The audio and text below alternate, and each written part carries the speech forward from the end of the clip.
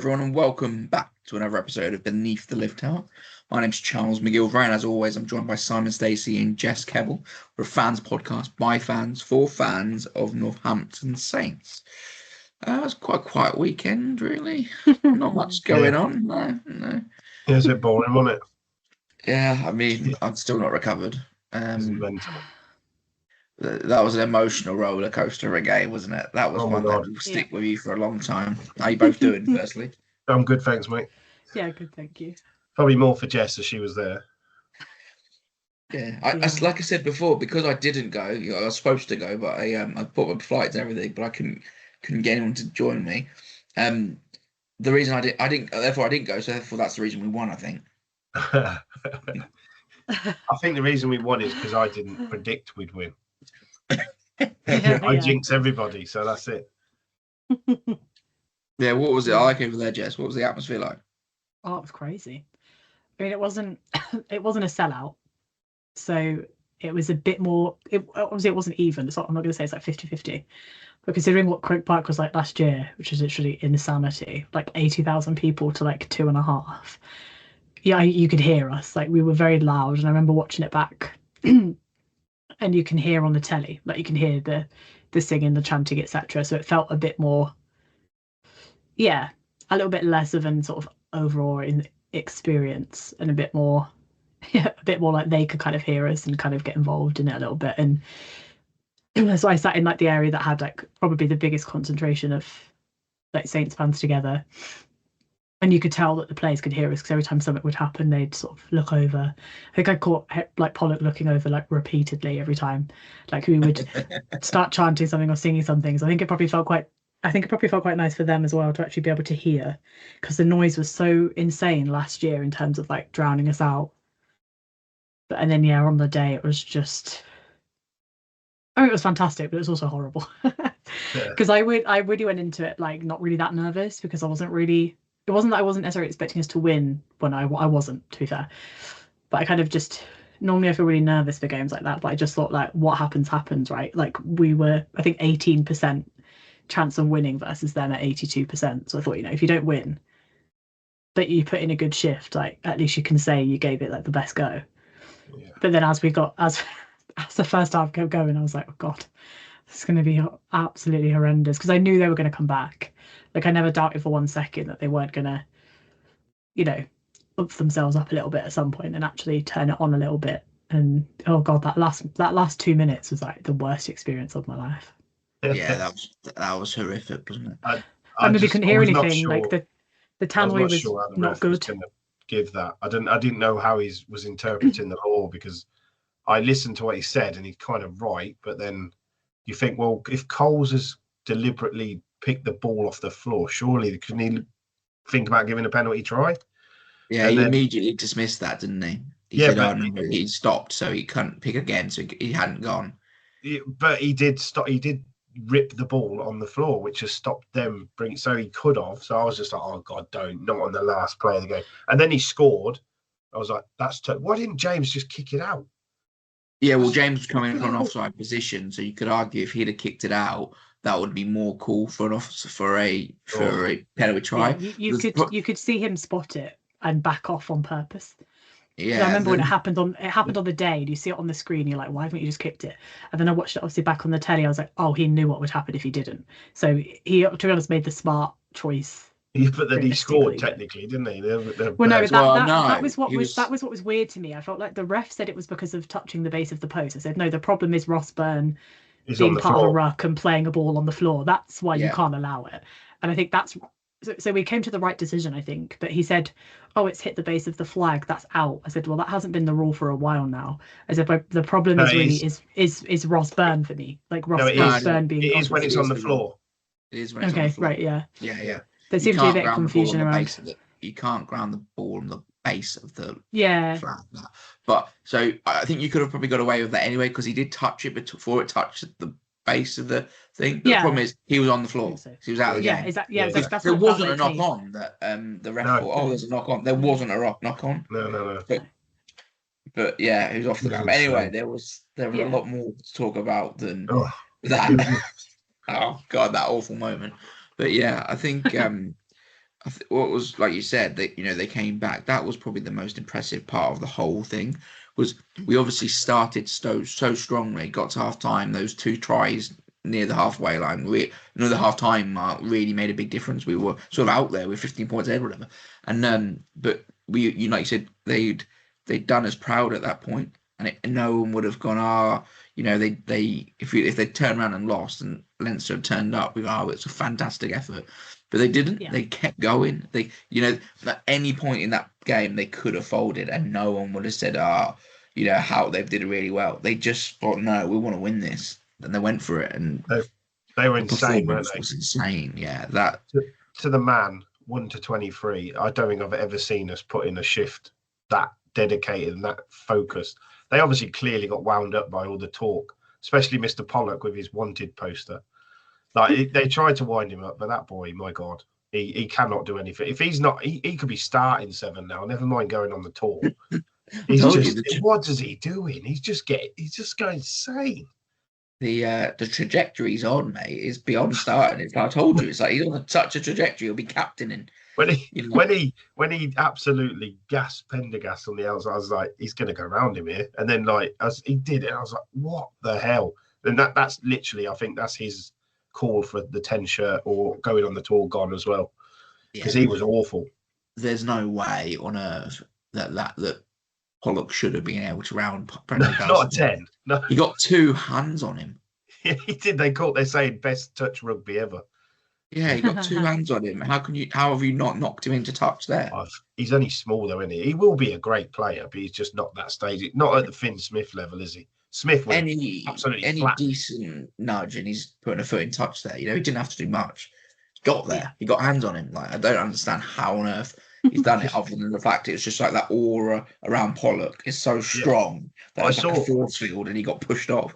I saw the run. I saw him. I saw Ram go through, take it to contact. I was like, Henry's going here, and then Mitch saw him, and I was like, he's going to score here from like halfway. No, he's not going to score here. And I was like, I was going mad. Mad for that one. I couldn't believe it. Could not believe it. But anyway, let's get back to a bit of structure about how we approach this game, because we're all over the place. But I mean, first of all, that line from the start of the game, that line from Finn off Rambo, by the way, was just unbelievable. Yep. He was so assured at the back. His stepping silky. He looked like he had all the time in the world, winning collisions when he was running back, right? And then, to set up Finn on that delightful pass, that break, that line was just insane. To then put it on the tee for Freeman to run onto, outstanding. What a try. It set the tone for everything, didn't it? Yeah, he was just insane as well. Finn Smith. And again, how is he not going to be? He's got to surely start for the Lions now, hasn't he? He was insane. He proved his point, definitely. And I wouldn't have picked a man of the match. I was so proud of the boy. I didn't think we'd win, like Jess said. But being there, going to the game, like she said, I like going to games like that. When you think, we're going to get battered, so I'm just going to enjoy it. And then you win. It just gives it more. I don't know if she probably cried or whatever. I remember I cried when Elliot scored, because we was like, we're going to beat them, because we, 10 years ago. Just the emotion is insane. But God, I was proper proud of him first half. And then to come away from that, I was buzzing for hours afterwards. I couldn't believe it. The fact we're in the final. I'm still buzzing, yeah. I can't believe it. It's just insane, because the advert for the tickets has had, is it Pollock and Coles on it for months? And I was like, we're not getting to the final. No, I think that's the advert you're seeing. Is it really? Is it on Facebook? Yeah, it will be tailored. Oh, okay. I was going to say, that was a bit random. Good old Facebook, using my details and my data. Yeah. But yeah, wow. The line, he just hit it at speed. Just totally, like you said, like we said last week with Bristol, we clearly analysed their attack and we just literally blitzed it. And their defence is supposed to be the best in Europe. We made them look average, man. They got the best defence coach in the world, apparently. It's like we said last week that it's a very similar challenge to having played Saracens over the years with that big, strong blitz defence, and the game plan is the same. You go a few around the breakdown up on the open side, and then you cut back and overload the blind side, and it cuts their defense out of the game. Yeah. We had less territory and less possession with them, right? Because we were like, well, you have the ball. If your strongest piece is your defense, well, let's take your defense out of the game. You have the ball. Let's see what your attack's like. And like unbelievable defensive performance from them. Like that Radders, what a signing he has been. Yep. Like he has revolutionised Saints in sense of they can comfortably give a team like Leinster the ball and then go on then. And like they didn't they were pretty short of asking really. I didn't think their attack was I mean when they weren't winning the collisions because we were really having a go, putting them back on the game line, they weren't going anywhere. No. They were going left to right, not creating much. And we'll go back to what we were saying on the last pod, was literally what I think Jess brought up. Look, we are always awful when we rest players. And they're like, we've done it for years. They've obviously clearly, you could see they hadn't played for a month. Do you know what I mean? It's insane. I don't know. I think we just outplayed them. Yeah, we did outplay him, but they just look like what's his name, Snyman. He's an absolute giant, but he was average. Like we made him look average. And Barrett you can be a giant. You can be a giant, but if you're getting put back 5 foot every time you try to carry the ball because the boys fancy it, then what can you do? I just thought the performance and the tactic. It was a tactical masterclass. That was amazing. That's how you play against a team like that. I thought, Niambar, we talked about the Niambar defense and how it sounds like a chess move and like he's, there's the guru behind South African rugby and they've gone out big and signed him because they got more money than anyone else because the Irish RFU pay for their squad. But anyway, that's another point, right? But the fact that they've gone out and cherry picked, the best coach in the world, 3 of the best players in the world to get them over the line. Well, yeah, our coach is completely outcoached. Yep. And I'd give a kudos to our analytic team as well because they've clearly analysed them 2 weeks in a row now and nullified both attacks. Fair play. I'm afraid I don't know their names, but yeah, they've done great work. But yeah, like you said, they're saying why would you not start Barrett though? You bought him over from New Zealand to win you games like this, and he comes on with 20 minutes and he looked ordinary. And to be fair, you said we defended. We were playing with 13 men for a little bit, and for 60 minutes, for 20 minutes of the match, we had only 14. This is insane. Yeah. That has got to be one of the greatest ever performances in the Heineken Cup or whatever you call Champions Cup now, isn't it? Yeah. Investec Champions Cup. Yeah, no, I agree. The performance was insane. And I also think one thing which we've said multiple times on the podcast, how, maybe if we had an Achilles heel, it would be our ability to secure our own attacking ball at the breakdown. But, since sort of halfway through the year, that has changed dramatically. Yeah. The work that Ferguson's done around that is just been incredible. Like, it's chalk and cheese. They're so much better. And that comes from individuals just being better at clearing out and getting there. And, Pollock hit more defensive attacking rucks than any other player on the pitch. That shows you statistically the value that he's bringing in and the change that he's made to that side. He's top of all the stats. He outplayed everyone on the pitch. It's just insane. I just don't know what else. He's just riding on the wave of like all the hype, and it's not bothering him. Normally, it puts people in their shell. He's just getting better. I don't want the season to end. We could win every trophy if he keeps playing. It's insane. And you got to remember as well, we didn't have Hendy, Furbank, Slytome, or Orlandale. That's it. 4 of our you'd think starting 3 at least. Or Pearson. Or Pearson, yeah, of course. Yeah, Pearson as an option on the bench or starting. It's insane. They only had a winger missing, didn't they, They were full strength. Imagine if we were full strength. That's how good it would be. I still can't believe it. I was sat there going, am I going to have to book tickets? I was like, we're not going to win this. And I was like, well, we're absolutely winning this. And then it got right to the end. I was like, don't score a try at the end because that will destroy it. I've been in so many games where that's happened to, especially against Irish sides. Yeah. I was like, the boys, keep them out. I always remember Ronan O'Gara's drop goal at Thomond Park where literally Nigel Owens just gave him 20 minutes to score one. It's the worst thing, but wow. Yeah. The boys, the club, everybody, just well done. Absolutely amazing. Yeah, I'm still buzzing now. I can't believe it. Sorry. It's a special group of players, isn't it, Jess? Oh God, that's the God, thing yeah. with them. Like when we spoke to Fraser, like you saw him at the end, so he loved it. I loved the little hand behind the ears. Just doing, I was like, what? We're gonna get battered by 40, are we? Yeah. What a captain he is as well, by the way. He literally, it was a bit where I think we were about to get a yellow card, and he totally shut the ref up and said, "Oh, what? There was a penalty there and a penalty there. Okay, so I'll go and have a chat with him." And he totally shut him up. Brilliant. His captaincy was tremendous. It was. Yeah. No, it was great. I honestly, I can't think of anyone that, like, normally you think, like, who can you pick out that was perhaps, like, sort of not at the races, but I really don't think there anyone. I think maybe the only one you could say is possibly Litchfield, and that's not really his fault because he had to come off for some periods, and it's really hard to kind of, it's really kind of hard to keep your own kind of momentum going when you come off for 10 minutes here and then 10 minutes there, and then I just imagine that's really tough, like being the one that's sacrificed. But I wouldn't say a single person was anything other than exceptional, to be honest with you. I mean, I saw some of you have like different websites online that do like player ratings and stuff, and they gave a few of ours like 7. I think they gave like Mitchell 7.5. I was like, what the hell were you watching? I said he controlled that perfectly. Everyone always goes on about like, oh well, he must have had a quiet game because he wasn't doing the sniping runs and stuff. I said you watch that back and you watch how in control he was of every single thing that he did and every single thing that the team did. I mean, I felt like he was the tactician on the day. You know, he was the kind of the one responsible, as it were, for kind of making sure that what they wanted to do tactically worked.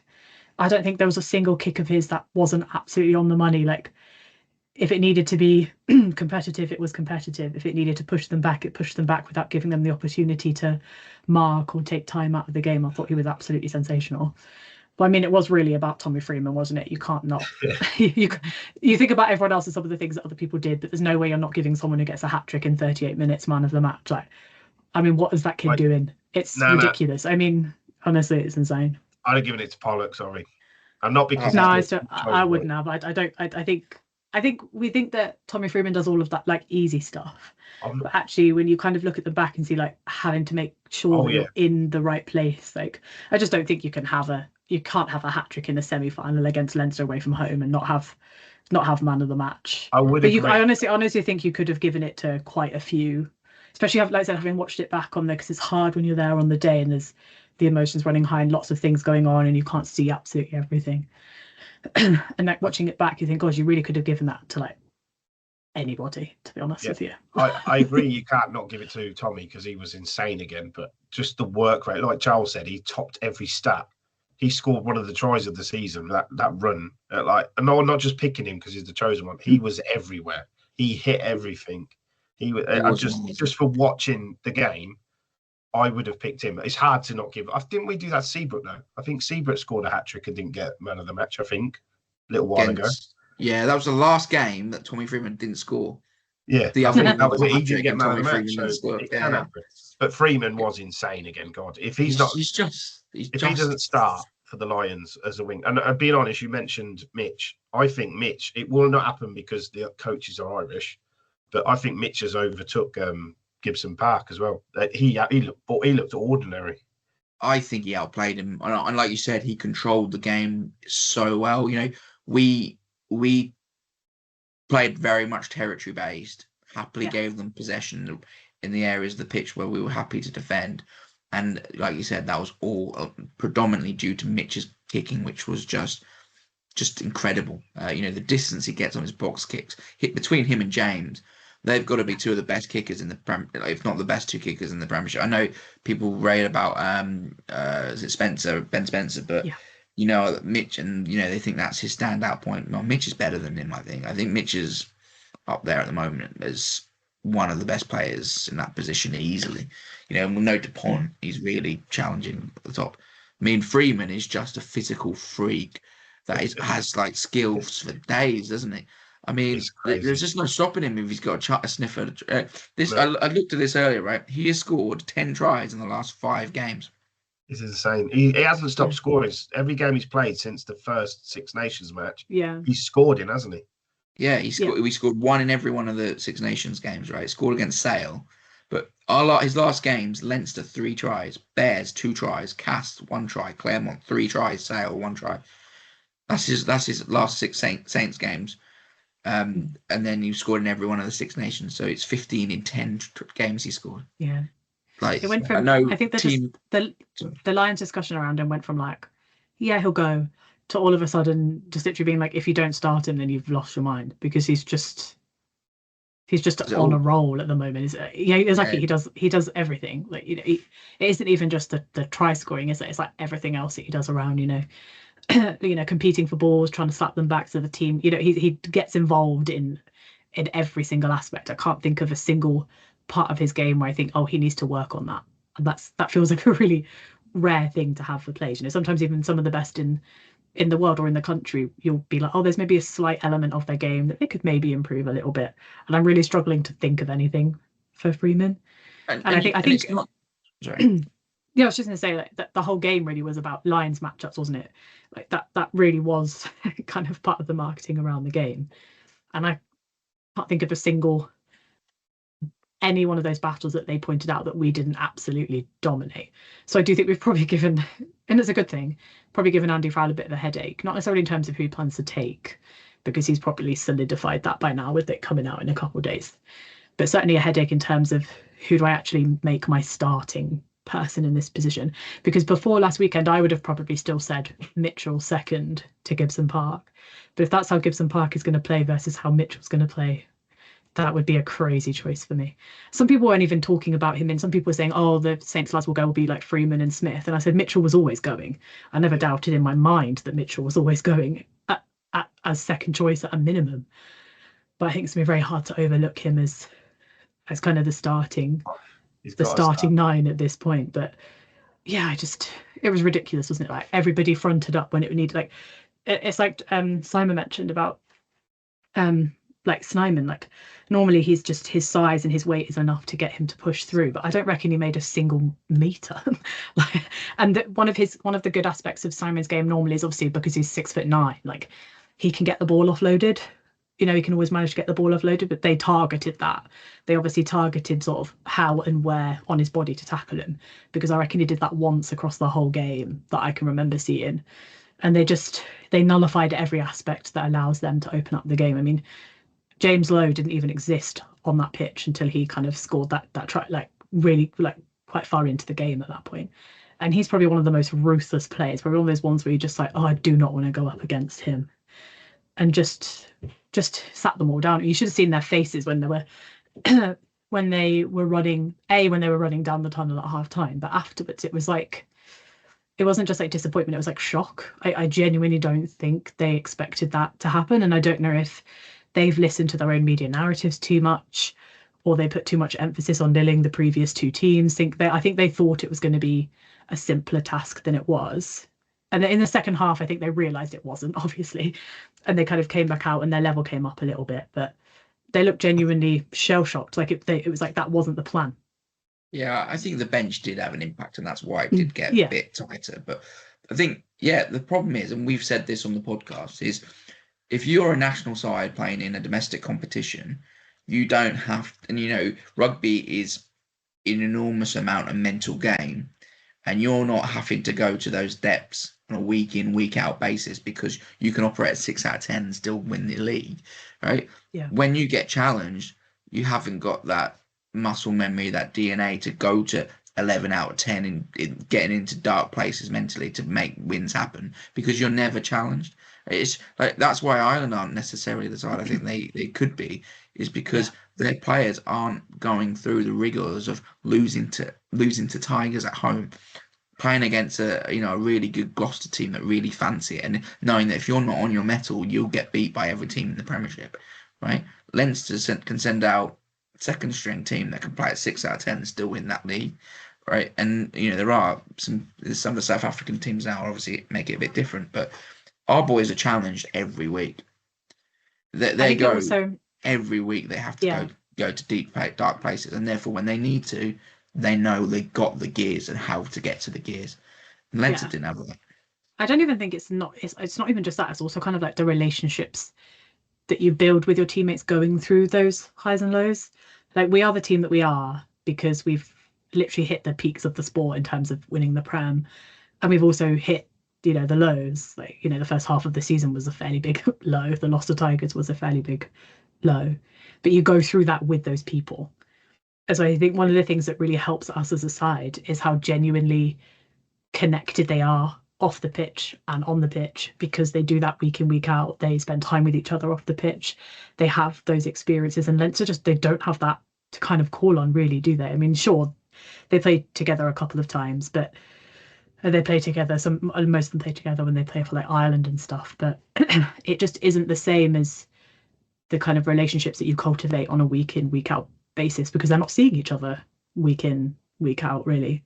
Yeah, and I just think it is that mental, having the depths to go to that mental place where they have to do it. And we have been fallen short a number of times this year compared to last year. The Gloucester game, the Tigers game, etc., where the players were clearly not in the right mental state, right? Because the players were the same; they're the same skillful talent, nothing to do with that. But it's a mental game as well. But we were talking about Tommy Freeman. There was he carried a ball from our own line and made a break and probably got to about our 10-meter line, right? And it was just every ounce of effort given at that point, right? It wasn't a case of, I'll just set it up and we'll clear. Every moment he went for it and he got them to it, and it put them in a great position to clear.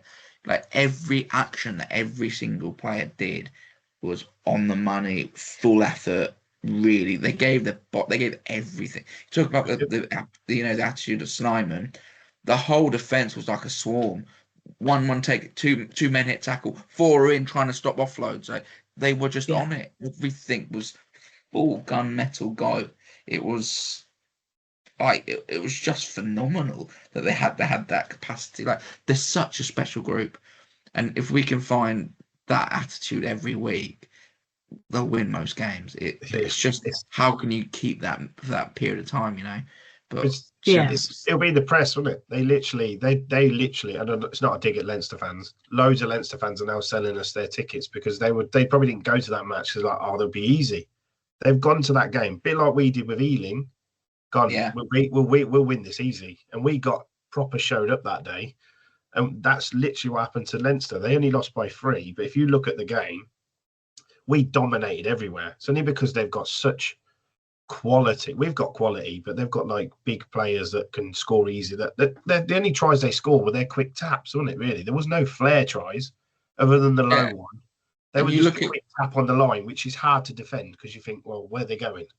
And it's one error, wasn't it? That was a really good example, right, of Augustus and what the player he is, right? He's so X factor, Augustus, that like the break where he got the offload for Freeman, most number 8s aren't looking for that offload. Their head down, get as far as they can, right? But he was just like right, wait, and he executed his skill and he unleashed Freeman to the corner. But then for that Doris try, he completely misread the line, because it was just a one-up tackle when he's jammed in, and therefore he's exposed his teammate behind him, right? It shows you what Augustus is. He's pure X factor. Exactly. There are nuts and bolts that every now and then come a bit loose, and that's another one as well. And I'm not dissing certain players, but Doris, to me, that I was looking at reviews, someone give him 7 or 8 out of 10. He was anonymous. How can he be your Lions captain if he's in the form like that? He was. Well, normally he is like always a 9 out. You watch him for Ireland, he's insane. But he was so quiet. How can he now lead the Lions? If he's fit, he's got to have a shoulder. Yeah, but he's got to have surgery by the sounds of it. So I'd be the chosen one, captain the Lions at 20. There we go. Chosen one, captain the Lions. Let's start the campaign now. I think if it's not Doris, it's going to be Marrow, isn't it? I would probably say he's probably next on this. There's a few people you can pick. A big 6'7" lad who plays in Pro D2. I'd be with him. Courtney, yeah. But anyway, the thing with Doris, so the one thing I would say is he obviously went off with that shoulder injury, and at the end of the game when they were on our line needing 3 points, they looked a bit rudderless, right? What are you doing? Would an experienced skipper on the pitch have made a difference for them then, right? I think we were so much better than them, right? And I think our players are so understated compared to theirs. Like all these great players, James Lowe and all these players, our players are just as good. Oh yeah. I know, people look up and it's the Irish team and all this sort of thing. Finn Smith, Alex Mitchell, Tommy Freeman, Fraser Dingwall, they are equally as good, if not better, than those players that everyone thinks is great, etc. Right, and that's why I will not be surprised if they can go on tour all they want, thinking James Lowe's going to start ahead of Tommy Freeman. They might both start, right? But come the end of that tour, when Andy Farrell's had him in camp for 2 months, he'll be picking the best players, and he'll have worked out who is the best player. He'll work out by the end of that tour that Alex Mitchell is a better player than Gibson Park. You mentioned him there. We have mentioned him for his captaincy, but Dingers, man, if Dingers hasn't knocked on the Lions' door there, he was that pass around was so nonchalant. A little pop over the top, on the money to on-running Rambo, phenomenal. The boy, we had him on a week ago. What a lovely guy, but what a player! He's so underrated. If he's got to be not captain in the England side, he's got to be going on the Lions tour. He's got to be now, surely. I don't think he will. I think he'll. I don't think he will. I think he'll be a really key player in England's tour. If I had to hazard a guess, I'd take him. Because I just think they've got. I just think the options that they've got. I just don't think. Yeah, but you haven't got this. Belutu still is. Well, I can never say his name. I don't know. He played in the. He came off the bench and played most of the game against Bath. I think he's. Yeah, he's back. I don't know. He might be. He might be in consideration, but I think. What if we win it? If we win perhaps, it, and he's a big man in the final. Well, it's already been chosen. Yeah, but he already, might be a replacement, like. Yeah, very possibly. I just think you're more likely going to see him on the England tour than you are the Lions tour. But stranger things have happened. It's entirely possible. I just wonder if his lack of international experience will count against him this time around potentially. I don't know. I'm not Andy Farrell, am I? So I'm not in his head. I don't know the way that he the way that he thinks of it. To be fair, in terms of what he's looking for. We've all said, "Oh, look, it's Ireland," but we're trying to put Ireland on this pedestal. If you went through the squads, how many of their players would you swap for ours? There's not many. There's no diss to. Won't swap any of them because I'd take a Saints man over anyone. Exactly. They've obviously got extremely talented players, right? And I mean, on paper. I just meant on paper. If you were looking for value, I think we could, if we ignore Bowden Barrett, right? No, not Bowden Barrett, Geordie Barrett. If we ignore Geordie Barrett, put him to one side, right? But like you say, you go through the Six Nations squads and you've got to pick 4. And not just for the name, right? But actual ability and delivery. And I would take Dingwall. Yeah, maybe I don't start him, but I'm taking Dingwall. Yeah. Tuipulotu is a phenomenal athlete, and he's a big bloke, and he's got lovely little hands. But Fraser Dingwall is special. Like, there is just something about him. He's got the lovely hands. You saw him for that try against Ram. Yeah. You saw his captaincy. The way he dealt with the referee faultlessly, the way he led them. Is he this phenomenal athlete? Doesn't have to be. Gordon Darcy wasn't a phenomenal athlete. How many Lions caps did he get? Well, do you see him? Do you see him at the end when they were talking? I think they were talking to Pollock, and then they went to him and they were like, "So how many of you might be going on the Lions tour?" And Dingwall went, "All 4 of them." He's like, "You should be including yourself, dude." You know what I mean? Yeah. Like you said, if he doesn't, he's 100% going on tour with England. Oh God, he could captain that tour, right? But it's about it would be about injuries and things, won't it? Because is it Jones from Scotland? If he's fit, he'd be a shoo-in probably. But I think he's coming back, whether he will or not. It's entirely possible, to be honest, that potential gaps there about people who are not quite 100% fit does push him up the list, to be fair. Yeah, but you can go by stock, can't you? You can go on stock like, oh, you're James Lowe, you're this because he's done this and this. But on current form, Dingwall's heads above probably most centres in the British Isles. It doesn't matter, but it doesn't go with that, do they? That's right. Yeah, sure. You got to bring what they bring as well, because Hugh Jones obviously is fantastic 13 for Scotland and pace and athleticism, right? But I'm thinking of Dingwall purely down as a 12, right? So you're looking at Henshaw will go, and then it's a case of he was poor as well. Yeah, and Dingwall outplayed him, right? But then you're looking at Bundyaki as a 12. physical beast. To Pelota now, physical beast, right? They're the contenders. Hugh Jones is competing with Ringrose and etc. as an as a third, with a pacey outside 13, back. Whereas we're talking about decision maker, leader, getting over the game line. And you might go, right, we're taking Bundy, so do we need to Pelota now as a similar type of player, or do we all go, well, one of them is definitely starting because we're basing our game plan about having those similar types of players, or do you have something slightly different, someone who's a bit more of an all-rounder and a bit more of a cerebral player that Dingle is, right? So I don't know. He might take 5. He might because he can cover both. I don't know, but I just thought he was exceptional. Like, you're talking about ratings in newspapers, you should read the Chronicle and Tommy Vickers' ratings. He gave them all 10. Did he? Not sure I go that it's far. Not far off, mate. I've not seen them do a full 80 like that forever.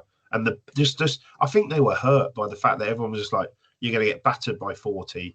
You're not talented. You're not going to beat the Irish side. And they just, the score doesn't, again, same as Bristol last week. The score doesn't explain the game. We were all over them. We outplayed them. And we nearly lost it at the end, which is insane. Yeah, but then that's just because Leinster are a great side, and they had something about them to keep them in it. But like, we were the better. I mean, people, you said maybe Litchfield, but Litchfield did his job to a certain extent. He set up. I'm thinking it more from sort of like if someone was going to say you had to pick one, and I think I would just say him because it was difficult to kind of go off, come on. I'm sure that's always a hard thing to deal with I don't think a single person was. I think the one thing I'd say as a collective, as a team, we've got to give less penalties away. Yeah. I mean, I know we scored, we got a lot of, we were up quite well, like by 15 points at the end of the first half, but the penalty count was ridiculous. Like it has to get better, because you're just going to get to a stage of, particularly when you think about, I don't know, I'm moving really far forward and we don't want to do that too soon, but you think about kind of Bordeaux and the kind of kicker that Jalibert is, like, you will get punished. Whereas Prendergast's sort of kicking was, actually his percentage was actually higher than Finn's. Finn's was actually 69% versus Prendergast at 79%. But 79% still is not very high. So it didn't really feel necessarily like the punishment was going to come there. So I'd say that's my one. It's not that I'm worried about it, but I'd say the concern is that we gave a lot away. Like Pollock actually gave quite a few away. So did Coles. Like, they need to work on that. Like, maybe that side of it, like the kind of clinicalness there in terms of penalties. But then also you could argue that they did it because they were just putting themselves in it more and getting involved more, and maybe that will come with like more time. But I think there is a chance that would be a real Achilles heel against a team like Bordeaux that do have the ability. I mean, it was Luku, wasn't it, that kicked 3 points from in their half. Like, they've got 2 kickers there that will absolutely punish you if you give them the opportunities to do it. So we've definitely got to clean up that area of the game. I would say that's really the only thing I can think of. I think tactically they got it absolutely spot on. They've got it tactically spot on against Bristol, and that was obviously their way of essentially testing themselves and what they're capable of doing with the game plan they wanted to play, and it worked against Bristol and it worked against Leinster. And I feel pretty confident, based on what I saw of Bordeaux at the weekend, that it can definitely work against Bordeaux. But we don't want them to be chipping away 3 points here, 3 points there, because we're not being as clinical enough as we need to be there. So if I had to pick one thing, like, as a team, I'd probably say that, like, we got a yellow purely because of the amount of penalties we've given away in that area. So we do, that happens. Like, a lot of teams do that, right? A lot of teams give penalties away when they're on their own try line because you're trying to keep teams out, and sometimes that happens. But all around the pitch, it just felt sometimes that the momentum just dissipated in a couple of key moments because penalties were given away. So that would probably be the one thing for me. But otherwise, we play like that and we can definitely be champions 100%. Yeah, it's all about your discipline, like you said, the discipline, but it's your head, isn't it? Like I said, I don't know if you played, Jess, but Charles and I have. We've said it many times. When you see the ball, you go, I want the ball, even though your brain's going, you're offside, you're at the side, you're from the wrong side. You just go, and you just can't help it. You just got to stop them doing it, and you just need to switch that in. They're professionals; they should do better. But talking about yellow cards, did you think Keminis was a bit harsh? And did you see any snipers in the ground? Because the way Lemony went down, like he'd just been shot. He's like a footballer. I don't think it was his head. I think he was just making. No, he's just brushed my beard there. I Is think it he ruined okay? his beard because he He kept was just doing stroking that. his beard, wasn't he? It was so funny. Yeah, Oh, yeah. my beard's out, but It was no, it was hard to I think the it was hard opposite. it was hard to tell there on the day because yes, they've got big screens, but it's not the same as viewing it from up close. No. And the tannoy system was god awful. So actually when the ref's decision was coming over the screen, you couldn't make out what was being said. And then I watched it back on Slimini's I only watched it about back 4'10" as well. Yeah. So whereas even I if he watched went it low- back, having watched it back on telly, it felt like a pretty clear-cut yellow card to me, to be completely honest with you. I think if I was watching that and it was the other way around, I would expect one. For me, I didn't feel like he was the one that had the bad theatrics because he was tackled, so he didn't dive to the ground. He was tackled to the ground. For me, it was the Tommy O'Brien one when Augustus got him in the back. He's the one that went down like someone had shot him in the back. I was like, get up, you look ridiculous. That wasn't a penalty, by the way. That he was well committed to that tackle. That was not a penalty. No, it was. They looked at it in slow motion. Yeah, I know. The thing with the Slimini one, every tackle probably looks slightly late in slow motion. It's worse in slow mo, isn't it? But the Slimini one, it just looked, and Kemeny got down. To me, it looked chest to then chin. I know that's why they said it's a yellow, but he's so small, you can't get much lower on him. In my view, right, I think if they're really confident it went chest to head, then they've actually got the right outcome, right? Because it was a forceful tackle, and it definitely made contact with his head. In my honesty view, right, and I thought Kemeny was outrageously good, right? He was an animal. Like the last couple of weeks, That's 2 weeks in a row. 2 weeks in a row, he's been sensational. Like he's found like this different.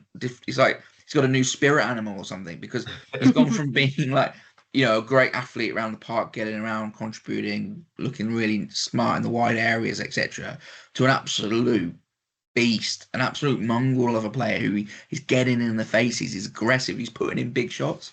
But if I'm being totally honest, I think that's direct contact with the head. That's forceful, upright. It's a red card, I thought. It's impossible to get much lower. But they're the laws. You can't change it because he's 4 foot nothing. I don't think it's something that will. I'm not saying it definitely won't get signed. I don't think it's something that will be upgraded just purely because of. I do think it gets him here first, but it's a pretty significant shoulder shot to his chin. So I certainly didn't sit there thinking like he's been hard done by with a yellow card there. He was like, the whole rubbing his beard was, I thought, hilarious. Like great piece of acting that, but I don't like why was he doing it? It's not like I was trying to figure out if he was trying to see if there was like blood. Like the only thing I think of is like, is he doing this because he kept looking at his hands afterwards? I was genuinely thinking he was trying to figure out if he was actually bleeding. He wasn't, as far as I can tell. But as Charles and I both got beards, it's probably because he was just worried his beard didn't look straight. Yeah, he might have knocked it out. Have you got some gel I could put in this? Yeah, no. But anyway, I think even Augustus, like you said, there are some. Augustus is on an insane trajectory right now, like playing absolutely out of his skin. Like, and he's leaving the club. He's just like he's got everything, literally everything to play for. Like to leave on that kind of high would be ridiculous. So everyone's just, and weirdly enough, I know you never want to be doing bad in the Prem, but I really think being 7th in the Prem and not really having much to push for there has just really worked in their favour. I really think it's galvanised them. I wonder if we'd been higher up, say in the top 4 of the Prem, would we be here now? Yeah, I'm not saying we definitely wouldn't, but I just wonder how much the extra impetus of like, this is the one trophy we've got a shot at this year, throw everything at it. Oh no, you bang on, because if they were worried about, because we then have to go to Exeter with a full strength side, then we got Sarries and then Gloucester, you'd be like, they'd be full out. And you're right. It's literally, we're probably 7th. We're safe at 7th now. No, Exeter can't overtake us. I think maybe is it Harlequin? Harlequin still could, but we are safe. They could make us to 8th, but we're safe. We're safe in terms of 8th. Yeah. So you're right. They literally have gone right. We don't worry about the league now. If they had to try and stay in the top 4, they'd be totally different. And they also were written off, so they had that both of those like cards to go. Sod this, we're going to go for this and win this. Yeah, I think it was Finn that said it, wasn't it? It was like, all we've heard all week is 30 points, 40 points, whatever. And we thought, well, bring it on then. It was the same. It was sometimes the same as when we beat them last time, because they'd absolutely hammered us at the Gardens. All their fans were giving me grief, going, oh, we'll triple the score we scored at the Gardens, and then none of them come and chatted to me after the match when we beat them.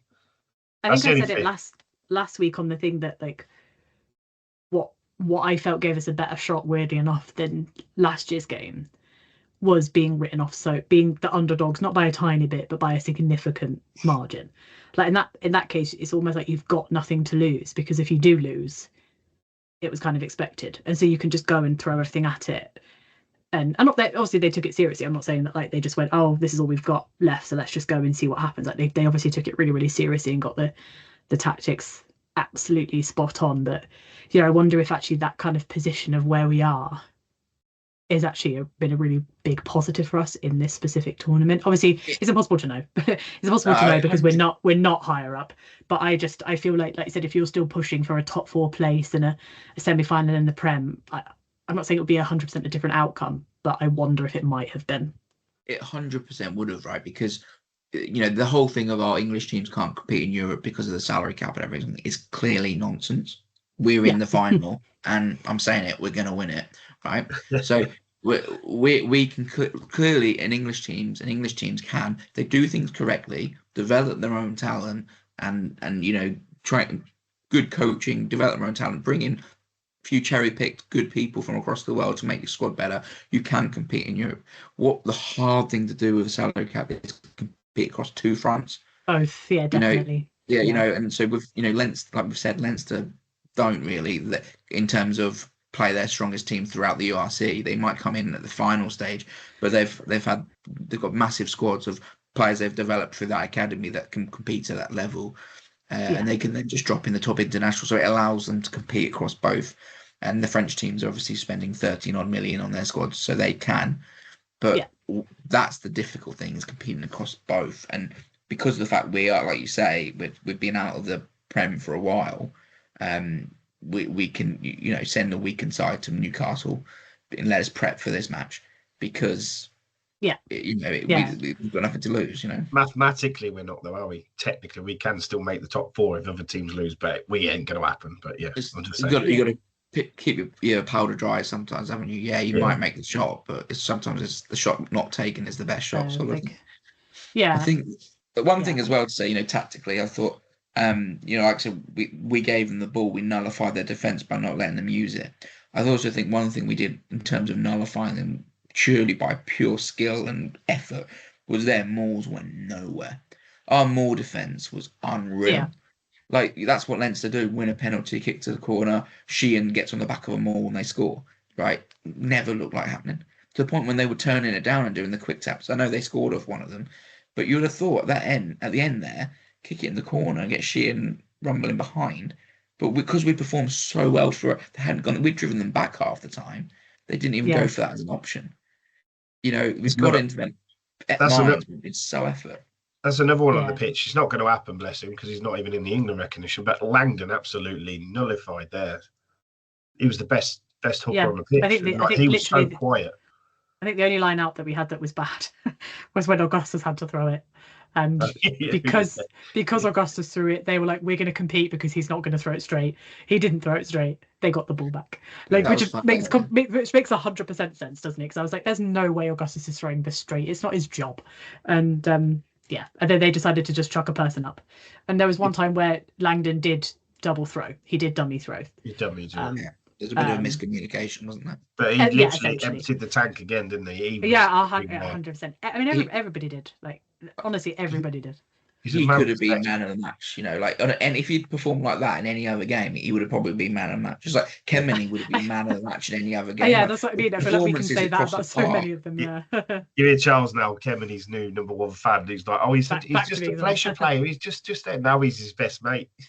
Well, I just think that for the beginning of the season, it was very much like he was such a luxury, I thought, because we weren't winning those rucks, and we weren't on the front foot constantly, and having a player who operates so well in the wide channels as a flanker is a bit of a luxury, right? But the performance for the whole team in terms of winning our own ball back, I think since the Stad game, has been so much better, and that allows you to do that. But also the last 2 games, he's just changed. He's a different animal. That he's been outrageous. And whether it's like, the seasons and he's suddenly kicked into his, 'cause they're playing in Australia now, so maybe it's like body's woken up. But Yeah. I think that back row was outrageous. Like I said, one error from Augustus for that read on the line. Yeah, But and to be otherwise, the honest, back he row was makes up sensational. for that because by all accounts he's the one that turned that ball over. Yeah. Dingwall said it was Joano who turned that over. So I'm like, you know what? Do whatever you like, mate, because that's insane. That's insane.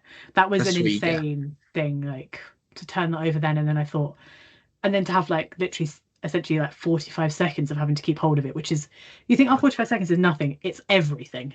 On your own line. When you're on your own line, oh, God. and you're holding it in and the ref is telling you to use it and you're trying to judge how long can I keep this in here without him giving it to the other side because we're not playing it. And they managed to sort of do that. And I think they had to play it. They had to maybe play it, I think, one more time than they sort of wanted to. But yeah, that was just... It is incredible. We didn't score from it, but it literally, I don't think either of you were there, but when we beat them, was it 2000, whatever it was, 10 years ago, it was Jamie Heaslip on our line. We turned it over, then Jamie Elliott just ran the length of the pitch. So it's technically exactly the same ending, but we just kicked it out this time, which is insane. Same pitch. The composure to back your skill sets. How tempting would it have been for Mitchell to just go, right, I'm just going to kick the hell out of this and we're going to get down there, we're going to chase, we're going to try and put a defensive shot on and try and keep them, but they didn't. They went, no, it doesn't matter if we're on our own line or on their 22, we'd be doing exactly the same thing. We'd be keeping possession, going through the phases, wasting 10 seconds every single ruck and see it count down. And the composure and the discipline to not jump off your feet. I think every time a team is going through, pick and drives just to waste time at the end of a game, the referee cannot wait to give it off your feet penalty. But they were the discipline, and like I said, that turnover, I'm not sure how legal it was, but they all just flew in, didn't they? There was about 8 players. It doesn't matter. I think we skirted with the referee all game, to be honest. I think sort of whether it was or wasn't, it would be almost impossible to prove because of how many people were involved in that. Like we're sort of involved in that particular sort of, as I said, you'd never be able to see a single damn thing in there in terms of who had done what. So I think it just popped out on our side, and that was that was just how it was. I must say though, like we talk about kind of reffing performances. I thought it was solid because you never know how it's going to go. I thought it was a really, really solid performance. Like bearing in mind, like you said, we got 3 yellows. I thought that was a really good performance, and the game was allowed to flow, but things were picked up when they needed to be picked up. And obviously it's a shame that we won't have him as a ref in the final because the French team, so we can't have him. So who knows who we'll have, to be honest with you. As long as they're not Italian, and we're all right. I wouldn't go that far. I wouldn't say that. That's just tempting fate, isn't it? But I think we skirted with the ref all game. I thought we had to. You said earlier about our discipline. I think we had to push the boundary at everything. We never do. To get that performance. I think Henry Pollock putting his shoulder into Van der Vlier pretty early doors, right? Yeah, like they're like, oh, that's such a silly decision. No, do it twice. Like really rub his feet in it. Like you got to be that aggressive and that physical because they had to stand there and say, we're not going to roll over. No, exactly. We always live up to our name, the Saints. We are the nicest, kindest team. We don't do any of the dark stuff. And that game, we were doing it and it worked. And other teams do it, so why don't we? It was interesting with Pollock as well, because I think I said last week that I actually think that conversely they're not going to target Pollock because of what it brings out of him, and they didn't. Like I watched it back and they just... as it turns out, they might as well have tried because I think that kid is just on a high in every single thing. I think it honestly doesn't matter what you do, but they seem to, I don't know if it was conscious or unconscious or if they were such on the back foot that it just disappeared from their minds, but they didn't. There was, especially when you view it about what happened against him in the CAS game where they very clearly did. Like there was, they, as I said, I don't know if it was a conscious choice or they were on the back foot from literally within they were quite good, I think, weren't they, for sort of the first 5 minutes, and then we scored, and that sort of was it for the first half. Really, we dominated, and I wonder if their attention was on that instead of trying to target one particular player. But they didn't, and he was able to kind of continue doing his thing. But yeah, it was just an insane day. Like, best away game I've ever been to, hands down. And now we're off to Wales. Yeah, I mean, sorry, Simon, go on. No, I was saying I agreed. I just said, yeah, we're off to Cardiff to hopefully banish the memories of 2011. Yeah, exactly. We've got plenty of time to talk about that. We want to do it today, right? But a couple of things to cover off then before we finish. Lions talk Thursday. So let's quickly say, I mean, I think we're all confident in Finn, Mitch, Fremo, and Pollock. Pollock's got to go, mate. Yeah, I think we'll end up. I think we'll have 4. I think we will have 4. But to be fair, to have Courtney Laws as well. So but I think if you think about like current, I think to have 4 like current players from one club in the Lions is ridiculous. Like, you think about English side. you always think about it from like the perspective of how many English and Irish and Scottish and Welsh, but to have 4 people probably going from one club. In England, because really in England, from Leinster, I always feel like Leinster don't count because they already are the international side, so of course they're going to have more than, but to have that many from an English club, because I think they've got to the stage now is everyone kept saying, do they or don't they with Pollock, and I just feel like not even just that performance, but like what he's been like the past couple of weeks. I just don't think they've actually given them a choice. I don't think he's given them a choice. I think it's a case of like, he's 20, but I think the way he's playing at the moment, you'd actually be certifiably insane to not take him. Yeah, they always take a pup, don't they? Apparently, someone did an interview earlier, and they said the last time they toured Australia, they took a young Mr. Farrell. He was 20, and they said like he was ready, and like they said they always take a young one just because of the energy. Like the energy, someone gets assigned the teddy bear to the teddy lion, don't they, to look after that. The youngest player always gets assigned.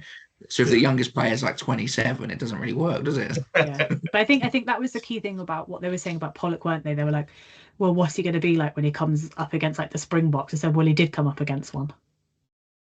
Yeah. And he was absolutely fine. Like, and it's not even and I'd say like this is nothing against Australia because they're on an upward trajectory, but like they're still not necessarily Springbok level. So I think it's a really good tour. I think having Australia as the tour this year is a really good way for, I think, Pollock to get in it because of the kind of the way that Australia play. I think he would go against them really well. I think he'd go up against anybody really well, to be honest. But you do wonder if it had been like the All Blacks or something, would they have taken a risk? Whereas, is it more worth taking against an Australia potentially? So I think we'll have. I think we'll have. Yeah, sorry, I'm talking to someone that supports Australia. I think they're a great side, and they're getting back to where they were, right? Because they had a couple of years where I think even Charles can admit they were not good.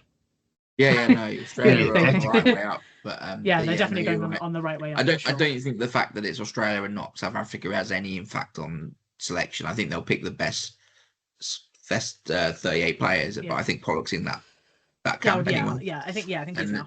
I think like I said, the only other one which we've said is whether Dingwall deserves. So I think he probably does deserve, and he might be one of those ones that he does get on the tour as a call up because he's there or thereabouts. You've got to think.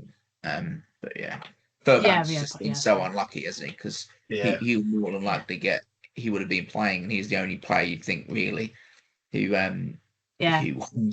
Ollie might have played. Ollie would on form would have played, but otherwise, Ram was so good that you sort of it'd be hard to say that anything really. But we're in a situation now where like you never obviously want to have your world class 15 and captain out.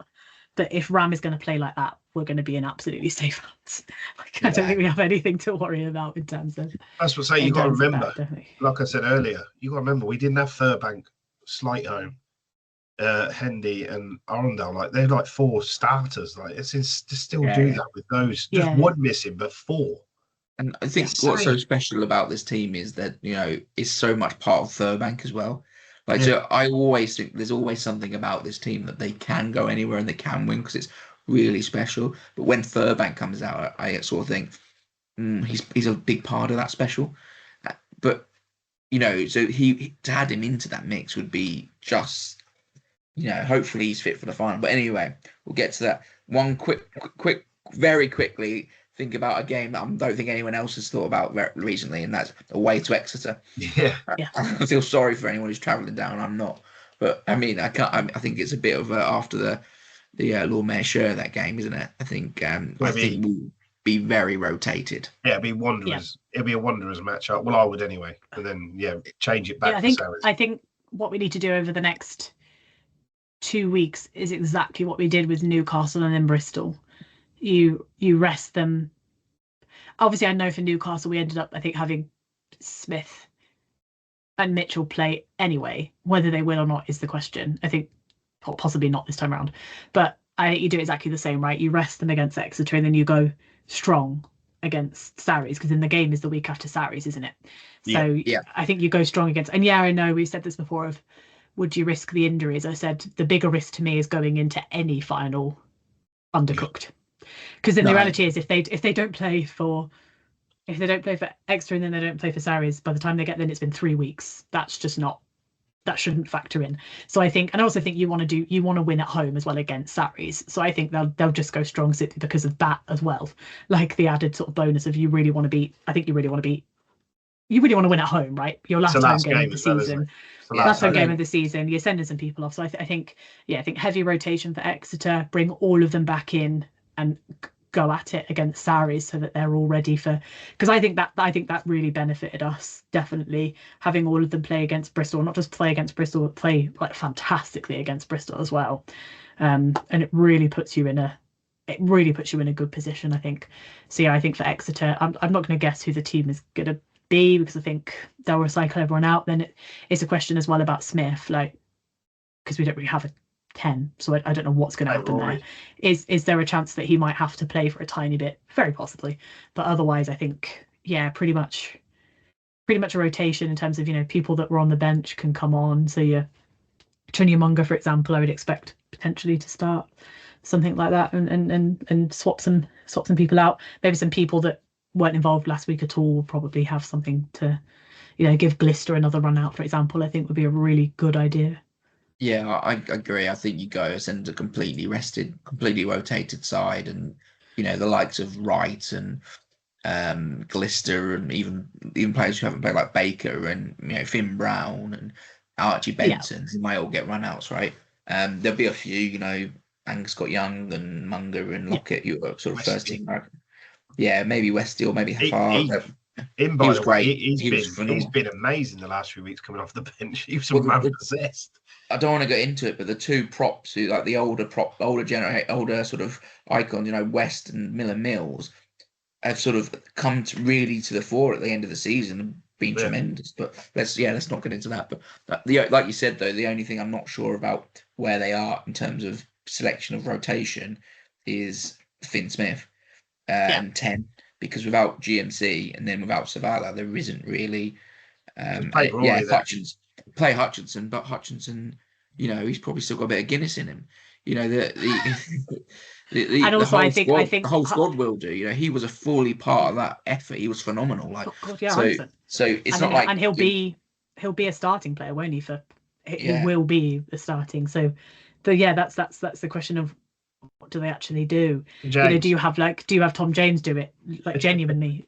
With Johnny Wyman at 9. That might have to be or a Garside at 9 is what there's so many different things you can do, and the reality is that it's not to disparage any of the games or the competition. Like, if you go and you don't win, it's okay. Like, I feel like you always want to win, of course. Not now. It doesn't matter. It doesn't matter now. You're in a final. It doesn't really, and so if you give some of these guys a chance to just go play look, Exeter aren't exactly where they want to be, but they're still overall a good Prem side, right? They've been a Prem side for a while, so you'll go out and you get some good experience against some experienced players. It's also and if you don't bring away the result, it's not. It's also an Exeter in turmoil, though, isn't it? Rob Hunter's just 100%. It almost feels like you're actually in a situation where maybe you send a rotated sign and you still come away with a win. There's genuinely a possibility. So I feel like that's what they've got to do, I think. And what happens sort of happens. Yeah, I don't think you look at it. You just have to rephrase it, don't you? It's about giving these players opportunity to develop, get better, demonstrate that they they should be on the bench. They should be starting. Yeah. Give them an opportunity to put their hand up for now and next season. I Yeah, think that yeah. Exeter and Gloucester games are going to both be the same for that basis, and it shows with Finn going to probably be available a lot less next year. If he goes on a Lions tour and plays 6 games, well, that's 6 games out of your 30 games you're allowed to play. So, then you add the England games on, through the autumn and Six Nations. There's not a lot of games he'll be available for Saints. So we're going to, there's lots of rumours and whatnot, but they'll 100% be looking to put depth in that area because next season we're not going to see a lot of these boys. So it's really highlighted by we need to send a rotated squad to Exeter, and we have no idea who's going to be at 10 because we've got 1 injury or 2 injuries, which is more than likely going to be the case throughout forever. You always have injuries. So yeah, definitely. Yeah, but yeah, interesting. It'll be good. It's great to see these lads play anyway. I'm enjoying watching it, but it'll be great. We haven't mentioned, by the way, today's signing. We signed Callum Chick from Newcastle to replace big tank man Juan Augustus, yeah. And that's a great signing. I'm not going to lie. It's a really, really good signing. He's right. Still, his peak's 27. Yeah, he's 27. I remember looking at that earlier and I was like, what?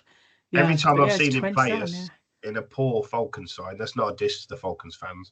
They have been poor. He's stood out and he's captain. Yeah. He's a captain material. So that I really like as well the focus on someone else who's within the England setup. I don't mean play for England, I mean plays in England.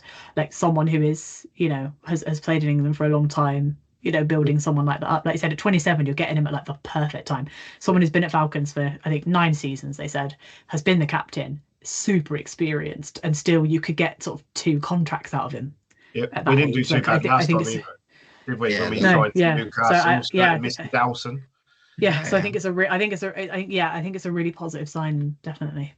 It's a good signing. I mean, I think with him and Graham, they'll both be challenging together for that 8 jersey. Yeah. I think the thing with Chick is, he's not the X factor. From what he's done, he's not the X factor that Augustus is, but he probably's got a lot more of the nuts and bolts that Augustus doesn't have. But then he hasn't been exposed to our coaching.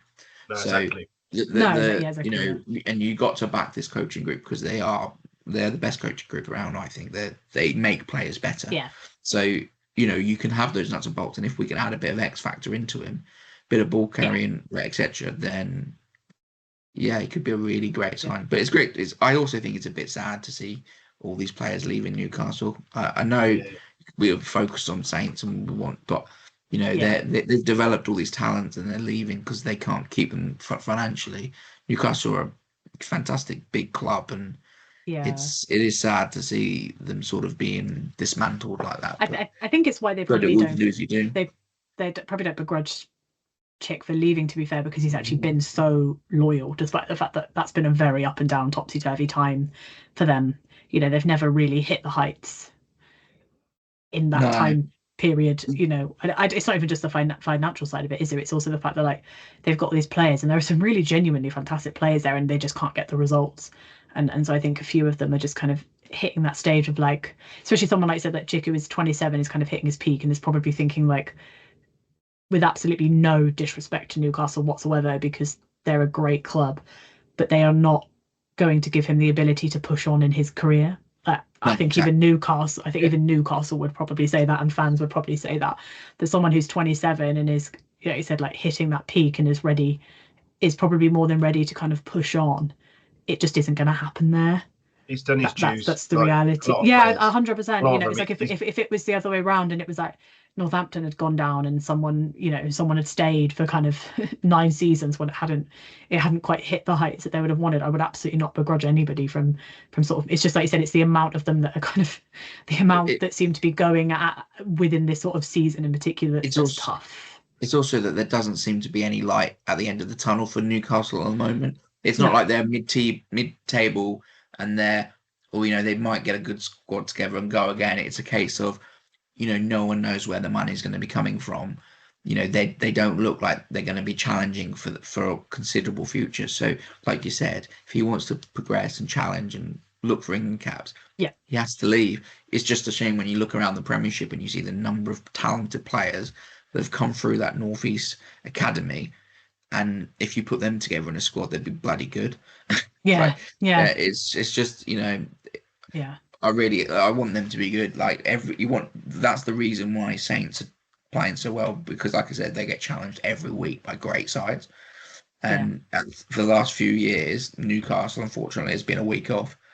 It's been a bye week because they just haven't been able to live up to the standards. They've had some good wins, don't get me wrong, and they look like they were sort of getting somewhere. But then I think the financial issues have sort of crept up with them again, and yeah, they're not in a position to build, and that's sad. But anyway, yeah. The predictions. Got to do predictions. Predictions. And we also yeah, need well, to. I mean, We also forgot to revisit predictions, but I actually can't remember what I said for the Yeah, game against Leinster either. I can say I that Sai got the try scorer, but unfortunately he got the result and obviously the margin, therefore wrong. I don't care. I don't care. Yeah, who Jess cares? got the result right, not the margin and not the try scorer. I got the margin and the try scorer, so I won that round. I do not remember. What did we all say? I can't remember what score I said. You had 26-28, so Right. -2. Close. Yeah. Yeah. And you had Rory to score. So I had Saints losing. I know he didn't believe in miracles like we did. You all thought the same. I was just being a realist because good job I did, because I jinx every time I either jinx a player to get injured or we lose. So I've got the opposite. I tell you who you didn't jinx by picking them to score, Tommy Freeman. Exactly. Yeah. I should get extra point for a hat trick. I'm not sure he's I think we need to incorporate that because I'd have won a few more of them. But and then I had the right result, the right margin. I was within 3. They won by 6. They won by 3. I was with 6, and I had the chosen one, so I got. I must have gotten a margin as well because I went for a margin of 3 and it was a margin of 2. Yeah, so you did. So sorry, you got 3 points. So I got it because I got the tries. The try scorer was the deciding factor. Yeah. I honestly, I just completely blanked as to who I'd even selected. Yeah, Rory. Rory. Seeing as half the backline scored, you were unlucky. But yeah. I love Rory at the moment. He's just become the team's like hype man. Every time someone is on telly, he's always like Lions. And anytime they post something online, he's like commenting like, have they been? And he's doing it for the 4 of them, right? He's doing it for Pollock, he's doing it for Tommy, he's doing it for Finn, he's doing it for Alex. And he's doing it on telly all the time. And I'm just like, it's just I think single-handedly he's going to have got some of them on there just because he's talking about it all the time. But like I said, I think he's definitely a good squad player, isn't like not squad player, squad person. He's a good person. Yeah, 100%. Yeah. But anyway, so go on, Jess. Prediction for this week. Oh, I feel like all of us are going to end up having to change try score at some point because who knows what's going to happen. But I'm going to say Glister as try scorer because I'm going to assume he will play because he played. I'm going to pick him. Sorry, because he played for Newcastle against Newcastle. I'm assuming that he will factor in here. Right. So I'll take Glister. Score wise, ooh. I don't think it's going to be high. Let's go 14 to 19. Yeah, I said that the right way around. Yeah. Said that the right way around. Yeah, cool. So you reckon Saints to win? I always reckon Saints to win. There's about me. And Blister to score. Okay. So you're up. Yeah. 10-23, and I'll go Tom James. So Saints to win, and you've gone Tom James, yeah? Yeah. So we'll probably lose, and Tom James will be out. Don't say that. That's you know what I mean.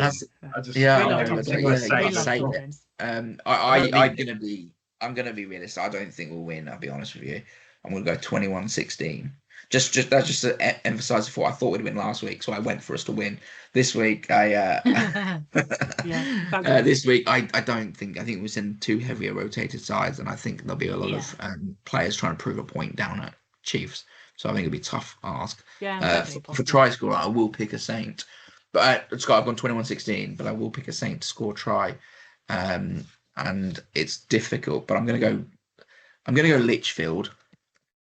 I could obviously say like Tommy, and then if it changes, but I'm gonna just go with. Or you could say you could say like a Seabrook. I'm assuming he'll probably play. Yeah, but I'm gonna go with Tommy Litchfield. I think we have so many Toms in the squad, don't we? Every single week, I'm always reminded of how many Toms we have. Tom and Alex. Yeah, I just call them Big Al and Little Al when they're playing now. Because normally when I'm like cheering, I never cheer like last names. I always seem to cheer first names. So for me and my mum, it's just become Big Owl, Little Owl. It works. It works. Yep, each their own. Fair enough. Cool. Thanks so very much for listening. I mean, what a week, what a result. I mean, I know we've been very heavily dominated by that game, but that game is probably one of the greatest games in the history of the club. And it deserved a lot of discussing, and we probably missed half of what we could have talked about as well. There's absolutely it was no just way, so great. There's no way to give a game of that magnitude, that performance, that scoreline, that win, like the just desserts, because it was just like, just, like the kind of justice it deserves in terms of, it's just impossible to big that. You just have to go back and watch it, which I did. God, what a weekend. Crazy time. Great. So glad I was there. Never been to the Aviva before, so really great experience. And players came around and kind of came out and spoke to everyone and saw everyone at the end, and it was great. And so, big up to Cardiff. Off we go. Via Exeter, and of course via Exeter and the Gardens to Cardiff. So anyway, thanks everyone for listening. I've been Charles. Jess has been Jess. Simon's been Simon. Thank you very much. Cheers, guys. Bye.